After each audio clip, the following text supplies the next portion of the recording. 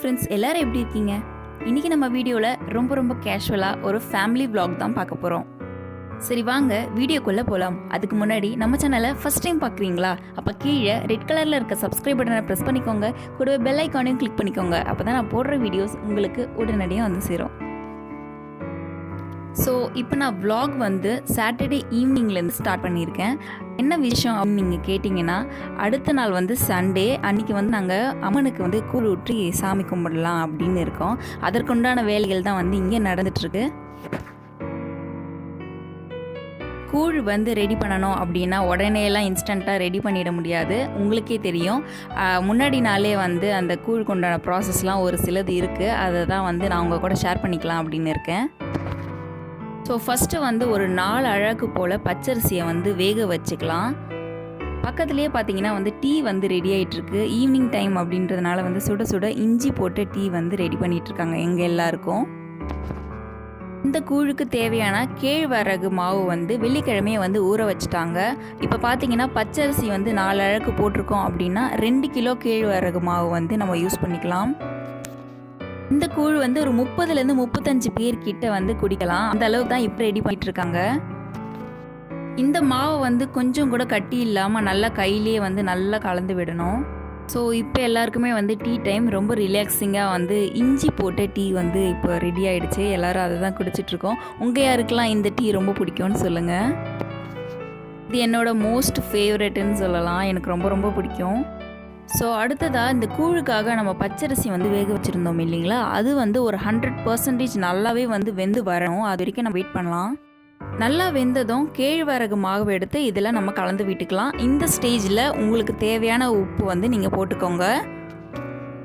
மாவு கொட்டினதுமே நம்ம கலர்லனா அடிப்பிடிக்க ஆரம்பிச்சிடும். அதனால் விடாமல் கலரி கொடுத்துக்கிட்டே வந்து இருக்கணும். இது கொஞ்சம் அதிகமாக இருக்கிறதுனால மாற்றி கலரிட்டு இருந்தாங்க.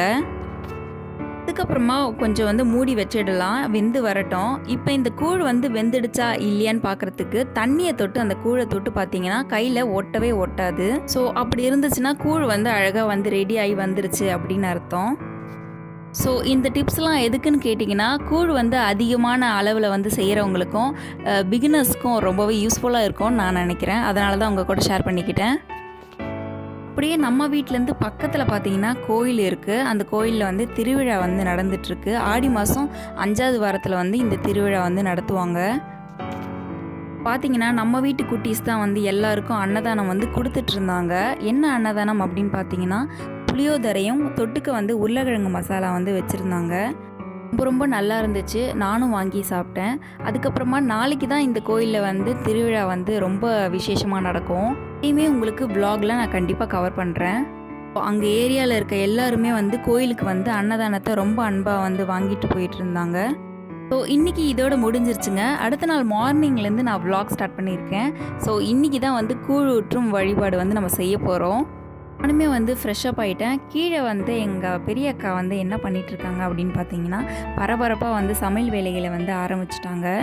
ஸோ இன்றைக்கி நம்ம வந்து கூழ் ஊற்ற போகிறோம் இல்லைங்களா, அதனால் காலையில் டிஃபன் பார்த்திங்கன்னா கொஞ்சம் லைட்டாக தான் இருக்கும். சில பேர் வந்து ஸ்ட்ரைட்டாக வந்து கூழ் சாப்பிட்டுக்கலாம் அப்படின்னு விரதம் இருப்பாங்க.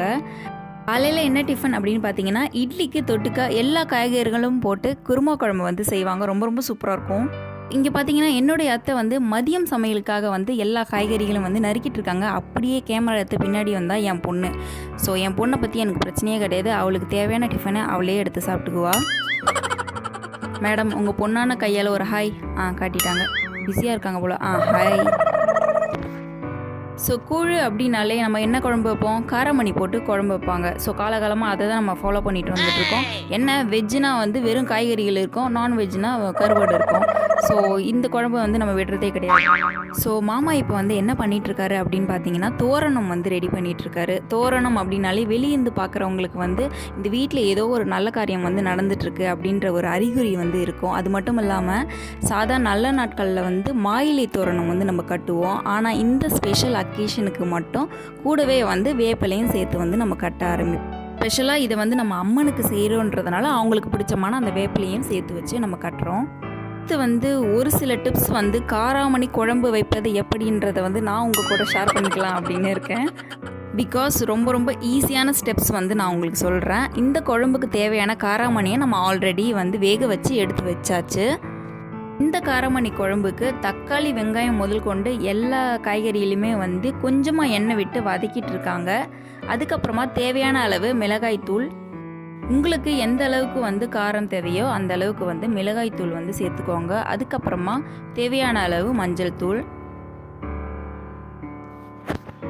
இந்த ஸ்டேஜ்லேயே வந்து உங்களுக்கு வந்து எவ்வளோ உப்பு தேவையோ அதை வந்து ஆட் பண்ணிக்கலாம். அதுக்கப்புறமா காய் வந்து வேகிற அளவுக்கு வந்து தண்ணி ஊற்றிக்கணும். அடுத்ததாக காய்கறிகள் எல்லாமே வந்து வெந்து வந்ததும் புளித்தண்ணி வந்து கொஞ்சமாக வந்து சேர்த்துக்கலாம். இந்த குழம்பு வந்து நமக்கு திக்கான கன்சிஸ்டன்சியில் இருந்தால் தான் வந்து கரெக்டாக இருக்கும். அதனால் வந்து அதிகமாக வந்து தண்ணி ஊற்ற வேண்டாம்.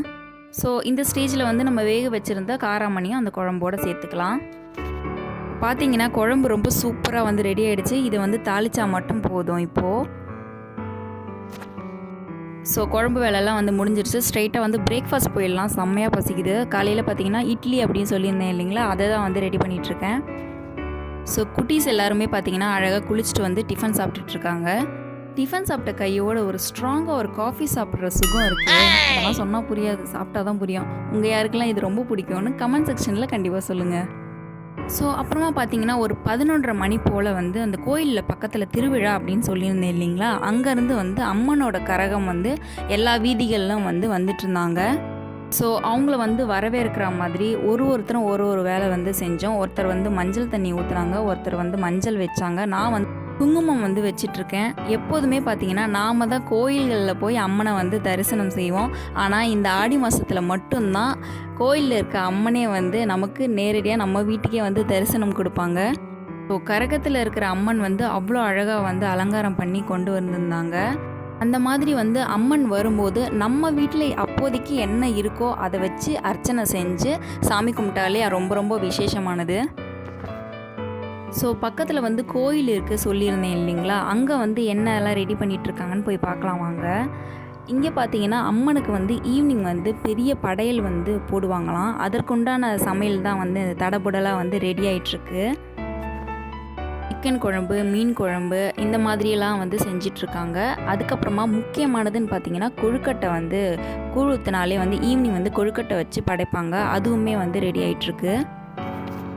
ஸோ ஈவினிங் வந்து திருவிழான்றதுனால கோயிலுக்கு முன்னாடி வந்து ரொம்ப பெரிய கோலமாக அழகாக போட்டுட்டு இருந்தாங்க.